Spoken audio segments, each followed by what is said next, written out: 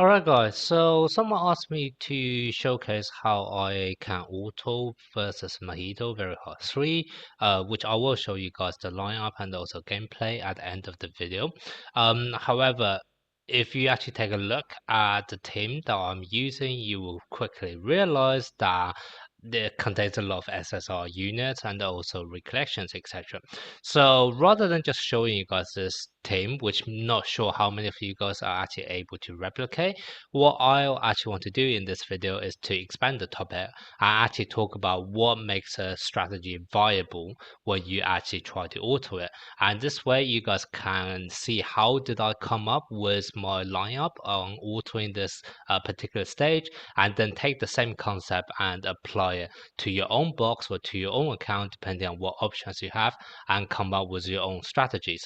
And it's not just going to be on versus Mahito 3. This strategy or this concept should be very helpful for you guys in all of the auto battles in the future. Okay, so with that in mind, I kind of want to cover three main topics, which is kind of the three main components in the battle mechanics in this game, which is first of all, you need to decide what characters you're going to use, right? Then you're going to decide what recollections that you want to put on them, and then thirdly is what attacks are going to be used during the battle. Okay, so let's start off with the first topic, which is the characters you want to use. Now, every single character has slightly different auto mechanics in this game. And you guys probably already know by now that buffers are not really the best choices for auto battles because buffing skills are pretty much never used when you actually play them on auto. So to give you guys an example, Yaga would never use his skill 2, even though that is definitely his best skill. Yaga as a buffer would never use his buffing skill. Instead, he will be using his skill 3. And this is also going to be the case for other buffers such as Nanami. Now, some other supporters are going to be in even worse condition. For example, Momo, Kaito, Toge. What happens is that both of their skill 2 and skill 3 doesn't do any damage at all. So when you actually try them at auto, they'll just be using skill 1 all the time until they reach their ultimate attack, which is going to be extremely stupid, to be honest. So that's kind of why, as a rule of thumb, when you're trying to pick your characters, generally you're not going to pick any supporters. You kind of just pick all of your DPS characters out there. Now, Yaga is going to be a bit of a special case because even though he won't be using his buffing skill and he'll be using his skill 3 instead, his skill 3 is actually a debuff. So it would apply, for example, right now, it will apply 43.3% damage taken increase to the enemies. And because a lot of time when you're auto battling, those tend to be the boss stages. So ability to actually apply a debuff on the boss, that's actually pretty viable, which is kind of why Yaga is probably going to be the only exception to the buffers, which you can actually play in the auto combat.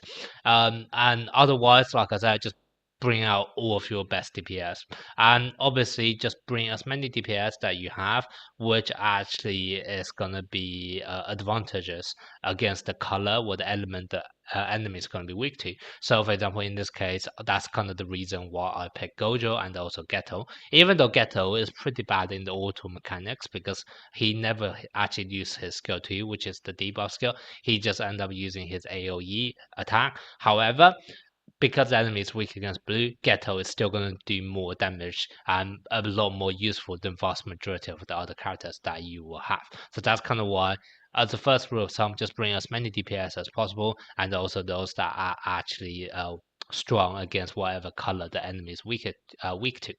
Okay, so that's gonna be the first thing that you want to do in terms of picking your character. Now, the next thing you want to look out for is what recollections should you actually want to use on them. The thing with auto combat is that recollections will be activated as soon as they're ready. So pretty much as soon as you are able to activate the recollection, whether it's on turn 1 or after the cooldown finish, it will be activated straight away.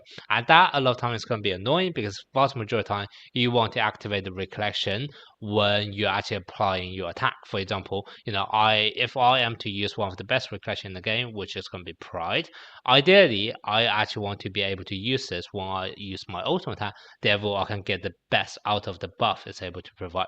However, that is not going to be the case because in auto combat it will just be activated as soon as it's ready.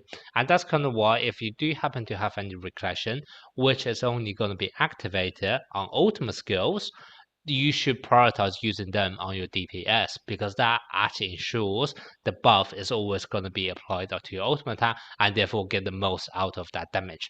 And furthermore, if you don't have any recollection, which can only be activated on automata, then the other options you can also look after is any kind of recollections which last for multiple turns. For example, this one, it lasts for 3 turns. So even though you can't really control whether it will be activated on the turn you have your automata ready, it's a much higher likelihood because it's able to apply that buff over many turns. So once again, just give you a slightly better edge in the combat system, in the auto system, that this attack or this recollection will actually be activated on the attacks that when it actually counts. So that's kind of one thing you want to look out for.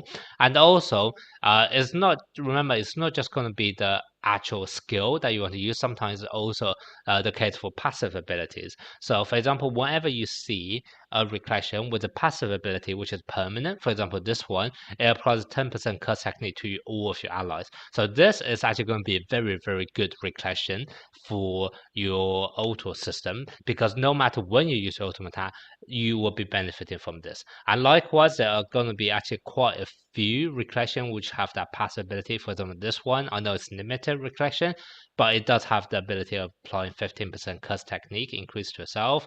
And then there's also one other one. This one also have the ability to apply a permanent damage dealt. So those, in my opinion, are some of the better choices in terms of recollections when you are trying to have an auto battle.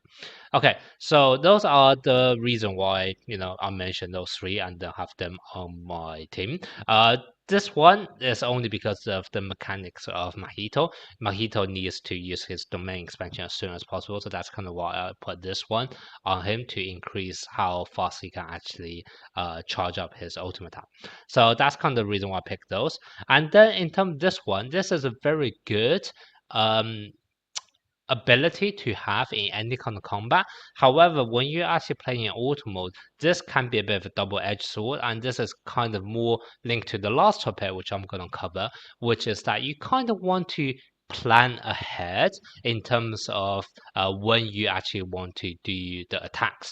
And what I mean by that is that obviously when you actually put it on auto mode, you can't specifically choose what attack you want to use, but there's one rule of thumb which is always going to be true, which is that whenever your ultimate attack is ready, ultimate attack get the priority. So whilst you cannot plan every single skill upcoming, well, I mean, you can plan for that if you have like a massive brain, I guess. But for vast majority player, you're not going to think 10 turns ahead. You are probably only going to be capable of planning 1 or 2 attacks. So rather than trying to plan all of the attacks within the battle, just think about which one is going to be the strongest attack you're going to use, and vast majority of the time it's going to be the ultimate attack coming from your main DPS, which have that color advantage. So in this case, for example, it'll be my blue Gojo. I know vast majority of the damage in this battle is going to be coming from the ultimate attack from my Gojo, and my Gojo will be using his ultimate attack as soon as his ultimate is ready. And then once you realize that is kind of the game plan you want to do, you don't want to think about, okay, if that's the case, considering the enemy we have, what is going to be the best timing for my Gojo to release his ultimate attack? Now, for this particular battle of versus Mahito, the best timing is going to be as soon as second phase start. Because when the second phase start, it's not just going to be Mahito, he will also have 3 mob enemies alongside with him. Now, if you don't take them out quickly, they will actually eventually be capable of wiping your whole team out. So the best timing of you actually releasing ultimate attack in this particular battle will be as soon as the second phase come up. And therefore, once I know that, I can then think about, okay, how many turns does it take for me to reach the second phase? And therefore, should I put on certain recollection in order to increase my ultimate energy, so to ensure I can actually reach it by a certain time. Now, obviously, this is a very specific break point for this particular battle against versus Mahito, but the same concept also applies to all other kind of battles as well. So, for example, you could be one of the crucial break point in a battle could be potentially, for example, you want to use your ultimate attack to break the enemy before they're able to use their ultimate attack. So in which case, for example, if the enemies are capable of using their ultimate attack on turn 5, then you have to be able to use your ultimate attack by turn 5 as well. Or potentially it could be, the enemy have a certain attack patterns where they apply a damage reduction buff on themselves, in which case you want your ultimate attack to either land before their damage reduction buff is applied or after their damage reduction buff have already expired. So in either of those scenarios, there is also always going to be some kind of rough indication of the timing when you need to actually release your ultimate attack. And then once you realize that timing, you then kind of try to use various different recollections which can increase ultimate gauge to help you to actually able to land your ultimate attack on those right turns. So some of the examples of recollection which can affect your ultimate gauge will be, for example, non-standard, which is able to give 200 to self. There's also this one, for example, is able to give 360 to yourself. There is this one which is able to give 20% ultimate gauge fill rate, and then there's this one which is able to give 35% fill rate, and then there's also another one which if you do have it from the event you can also use. What is it? This one, which once you dupe it out, able to fill it up by 15% ultimate gauge. So as you can see, the 5 recollection I just talked about all have a slightly different amount is able to boost the ultimate gauge by. So depending on the situation, sometimes you need a combination of those different recollections. Sometimes you may choose to not use any of them, and sometimes you may choose to just use one of them. And you kind of need, depending on the way the battle goes and how strong you are, for example, on which turn you're able to break the enemy and therefore increase your ultimate gauge, etc. You kind of need to test around to see which recollection is going to be the best suited for your particular circumstance in order to land your ultimate attack on the right turn. So that's something you have to bear in mind. Now, once you have decided on that point of, okay, now I know I need to use my ultimate attack on this certain turn and I'll have the recollection to ensure my ultimate is ready, then you have to make sure you are actually able to execute that plan correctly. And that is going to be based on your other members on your team and also the recollections on them. Because, for example, once again, I'm going to use this battle as an example, which you will see in the gameplay later on as well. I would have my ultimate attack ready by turn 3. However, I do not want to actually use my ultimate attack on turn 3. I want to use it on turn 4 once I have actually killed off the boss first wave or the first phase. So therefore, what that basically means is that I have to rely on my other characters to actually kill off the enemy's first phase. So as soon as the enemy go into the second phase, my Gojo is able to use the ultimate attack straight away. And that basically means I'll have to allow my other characters to do a certain amount of damage. They can't kill off the enemy too quickly before my Gojo is able to charge up his ultimate attack. And they can't be too slow so that they're not able to kill off the enemy. And my Gojo will waste the enemy would waste his own ultimate attack while the enemy's first life is still there. So that's kind of why you would then need to tweak the recollection on your other characters to make sure you do just the right amount of damage. And if you just take a look at the characters, you can't really downgrade any characters, right? So for example, Yuta is always going to be level 113. I can't lower that. It's always going to be dupe 1. I can't really remove the dupe on him. However, I can control the recollections that I put on him. So for example, if it turns out I'm doing too much damage, then I will simply swap it to a weaker recollection. Whereas if it turns out that I'm doing too little damage, then I will simply swap them to a stronger one. So that's something you do have to bear in mind as well. And that's basically going to be kind of the main concept when you're trying to design your auto team. You always try to figure out at which turn you want to use your ultimate attack, and then you kind of then tweak around the recollections on all of your characters in order to make sure that you're actually able to use your ultimate attack on the right turns, etc.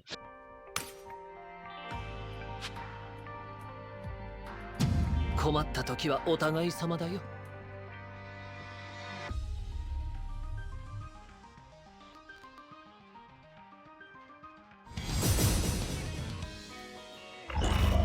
へえ、面白そうだね。行くぞキャシー。食らい尽くす。これで様子見かな。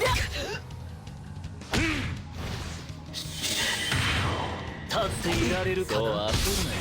腕叩く。行くぞキャシー。せいや。食らい尽くす。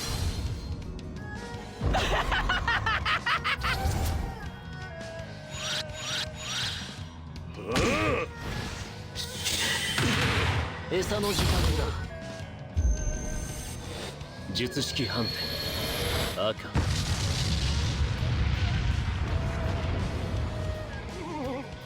領域転換自閉エンドンか。おりゃ立っていられる。これで様子見かな。おりゃちょっといじっちゃおうか。行くぞキャシー。せいや。餌の時間だ。これで様子見かな。ちょっといじっちゃおうか。餌の時間だ。そう焦るなよ。おりゃあ、養生じゃあと頑張ってね。死なせない。待ちれたよ。立っていられるかな。いた。おりゃちょっといじっちゃおうか。死なせない。行くぞ総力戦だ。これで払い切る。愛してるよケガ。痛いな。行くぞ。終わらせる。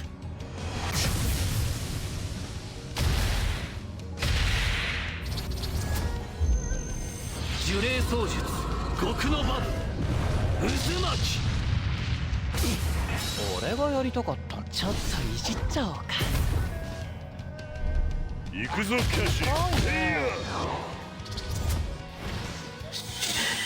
痛いな。立っていられるかな。手加減以下のこれだよ。